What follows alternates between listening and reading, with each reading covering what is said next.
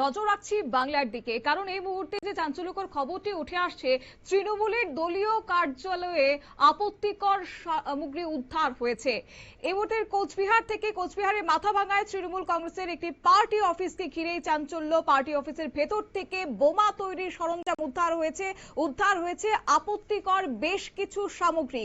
আর এই অভিযোগকে কেন্দ্র করে উত্তপ্ত হয়ে পড়েছে রাজনৈতিক মহল। কোচবিহার জেলার মাথাভাঙার একটি তৃণমূল কংগ্রেস পার্টি অফিসে উদ্ধার হওয়া এই সামগ্রীকে ঘিরে সেখানকার জনগণের মধ্যেও একটা আলোচনা শুরু হয়ে গেছে। তবে এই প্রসঙ্গে বিজেপির পক্ষ থেকে কি প্রতিক্রিয়া রয়েছে, তারা কি জানাচ্ছেন শুনুন। আমার নাম দীপঙ্কর সাহা। আমি ভারতীয় জনতা যুব মোর্চার মাথাভাঙা বিধানসভার কো-কনভেনার দায়িত্বে রয়েছি এই মুহূর্তে।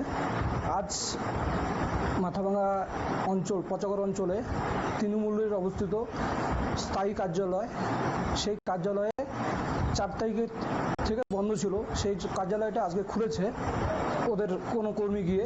তারপরে সাধারণ মানুষ সেই খবরটা পাওয়ার পরে সাধারণ যারা এলাকাবাসী আছে তারা চিন্তিত ছিল যে ওখানে কিছু রয়েছে। সেই সময় সাধারণ জনগণ গিয়ে পার্টি অফিসে গিয়ে দেখলো বোম, হাত বোম এবং অসামাজিক কন্ডোম, একটা বেড, এইসব ছিল ওই পার্টি অফিসে।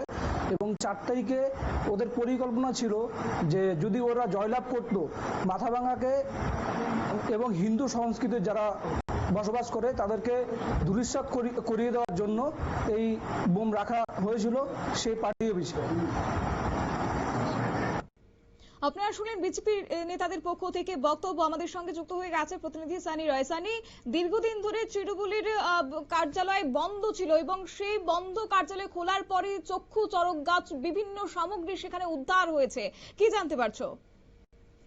একদমই, দেখো তোমাকে জানাবো, বিজেপি ক্ষমতায় আসার পর থেকেই কিন্তু তৃণমূল জেলায় জেলায় তৃণমূলের একাধিক কার্যালয় দখল করে নেওয়ার অভিযোগ উঠছে। তো কখনো আবার বিভিন্ন রকম অভিযোগের ভিত্তিতে পুলিশি তৎপরতায় কিন্তু সেই সমস্ত পার্টি অফিসগুলোকে খোলা হচ্ছে। তোমাকে জানাবো, উত্তরের কোচবিহার জেলার যে মাথাভাঙা রয়েছে, মাথাভাঙার সিকাই সংলগ্ন যে তৃণমূলের দলীয় কার্যালয়, সেই কার্যালয় খুলতে গিয়ে একেবারে রীতিমতো চক্ষু চড়ক গাছ। একদিকে যেমন বোমা পাওয়া গেছে বলে অভিযোগ করা হচ্ছে, পাশাপাশি একাধিক গর্ভনিরোধক যে সমস্ত ওষুধ একেবারে অসামাজিক কার্যকলাপের সঙ্গে যুক্ত হওয়ার যে অভিযোগটা বরাবর তোলা হচ্ছে, সেই অপেক্ষে কিন্তু এই ধরনের একেবারে জিনিসপত্র সেই অফিস থেকে মেলাতে কিন্তু রীতিমতো ক্ষোভের বহিঃপ্রকাশ করছেন।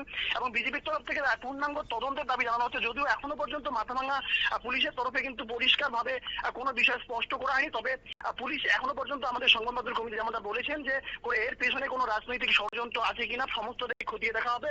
পাশাপাশি এই পার্টি অফিস সংলগ্ন যে সমস্ত সিসিটিভি ফুটেজ গুলি রয়েছে, সেই সিসিটিভি ফুটেজও কিন্তু খতিয়ে দেখা হবে যে আদতে এই পার্টি অফিস যতদিন সেখানে রানিং ছিল সেখানে কারা কারা সেখানে ছিলেন, কারা কারা সেখানে পৌঁছাতেন এবং কিভাবে দলীয় কার্যালয়ের ভেতরে এই ধরনের জিনিসপত্র পাওয়া গেল, সব মিলিয়ে কিন্তু ইতিমধ্যে একেবারে বর্তমানে সেখানকার পরিস্থিতি কি রয়েছে সানি, এবং স্থানীয়দেরই বা কি প্রতিক্রিয়া? এছাড়া তদন্তের পরবর্তী পদক্ষেপ কি হতে চলেছে, প্রশাসন কি ব্যবস্থা নিচ্ছে?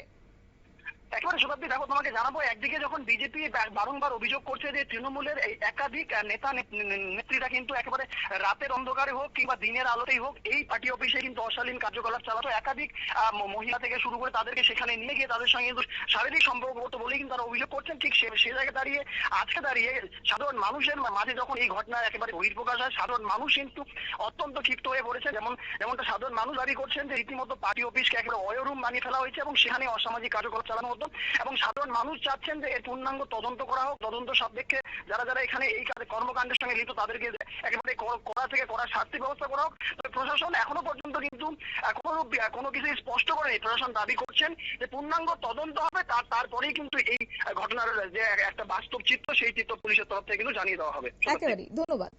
অর্থাৎ ঘটনার খবর পেয়ে এলাকায় পৌঁছায় পুলিশ এবং উদ্ধার হওয়া সামগ্রীগুলি পরীক্ষা নিরীক্ষা করে দেখা হচ্ছে। গোটা ঘটনার তদন্ত শুরু হয়েছে বলে সূত্রের খবর। তবে এই ঘটনাকে কেন্দ্র করে শুরু হয়েছে রাজনৈতিক চাপানোতর। অন্যদিকে তৃণমূলের পক্ষ থেকে দাবি করা হয়েছে তাদের ভাবমূর্তি নষ্ট করার উদ্দেশ্যে এই ধরনের অভিযোগকে সামনে আনা হচ্ছে। তবে যাই হোক, প্রকৃত সত্য বেরিয়ে আসবে তদন্তের পর, সেটাই মনে করছে এখন প্রশাসন। নিয়ে নিচ্ছে ছোট্ট একটি বিজ্ঞাপন বিরতির, সঙ্গে থাকুন।